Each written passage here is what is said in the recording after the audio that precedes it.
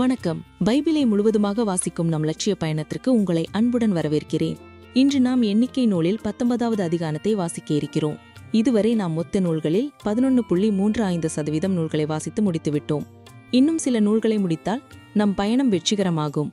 இன்றைய வாசிப்பின் மூலம் அந்த இலக்கை இன்னும் முன்னோக்கி நகர்த்துவோம். வாங்க தொடங்குவோம். செங்கிடாரியின் சாம்பல். பின்னும் ஆண்டவர் மோசேயிடமும் ஆரோனிடமும் கூறியது, ஆண்டவர் கட்டளையிட்ட சட்ட விதிமுறை இதுவே: பழுதற்ற செங்கிடாரி ஒன்றை உன்னிடம் கொண்டு வரும்படி இஸ்ரேல் மக்களிடம் சொல். அது குறையற்றதும் ஒருபோதும் நுகம் சுமக்காததுமாய் இருக்கட்டும். அதை நீ குரு எலெயாசரிடம் கொடுப்பாய். அது பாளையத்துக்கு வெளியே எடுத்து செல்லப்பட்டு அவன் முன்னிலையில் அடிக்கப்படும். எலெயாசர் தன் விரலினால் அதன் இரத்தத்தில் கொஞ்சத்தை எடுத்து சந்திப்பு கூடாரத்திற்கு முன்புறம் 7 முறை தெளிப்பான். அந்த கிடாரி அவன் முன்னிலையில் சுட்டெரிக்கப்படும். அதன் தோல், தசை, இரத்தம் ஆகியவையும் சாணியுடன் சுட்டெரிக்கப்படும். அப்பொழுது குரு கேதுருக்கட்டை, ஈசோப்பு, கருஞ்சிவப்பு நூல் ஆகியவற்றை எடுத்து எரிக்கப்படும் கிடாரி மேல் போடுவான். பின் குரு தன் உடைகளை துவைத்து தண்ணீரில் குளிப்பான். அதன் பின்னர்தான் அவன் பாளையத்தினுள் வரவேண்டும். அந்த மாலை வரை குரு தீட்டுப்பட்டவனாய் இருப்பான். கிடாரியை சுட்டெரிக்கவனும் தன் உடைகளை துவைத்து தண்ணீரில் குளிப்பான். அவனும் மாலை வரை தீட்டுப்பட்டவனாய் இருப்பான்.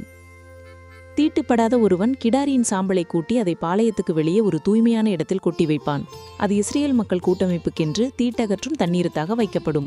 அது பாவ நீக்கத்திற்காக பயன்படும். கிடாரியின் சாம்பலை அள்ளி கூட்டுகிறவன் தன் உடைகளை துவைப்பான். அவன் மாலை வரை தீட்டுப்பட்டவனாய் இருப்பான்.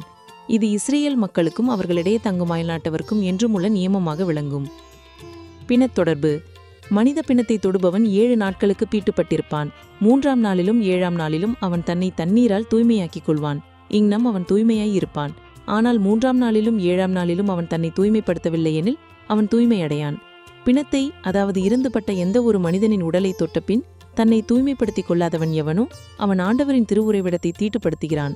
அந்த ஆள் இஸ்ரேலிடமிருந்து விலக்கப்பட வேண்டும். ஏனெனில் தீட்டு கழிக்கும் தண்ணீர் அவன் மேல் ஊற்றப்படவில்லை. அவன் தீட்டுப்பட்டவனாகவே இருப்பான்.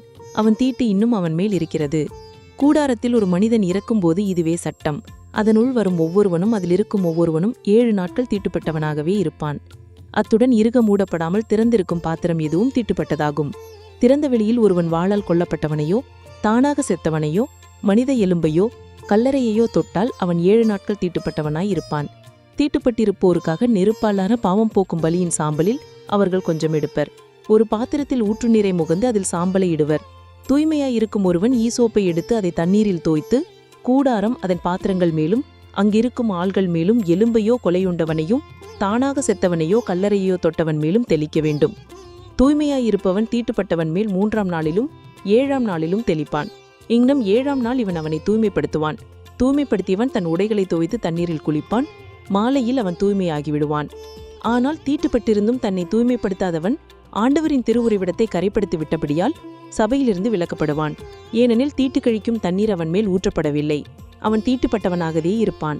இது அவர்களுக்கு என்றுமுள்ள நியமமாக விளங்கும். தீட்டு கழிக்கும் தண்ணீரை தெளிப்பவன் தன் உடைகளை துவைக்க வேண்டும்.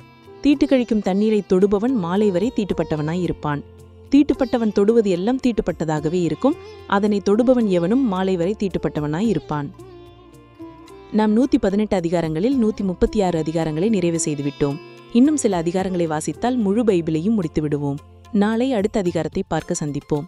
நாள்தோறும் இந்த பயணத்தில் நீங்களும் பங்கேற்றால் பைபிளை முழுமையாக வாசித்து முடிப்போம்.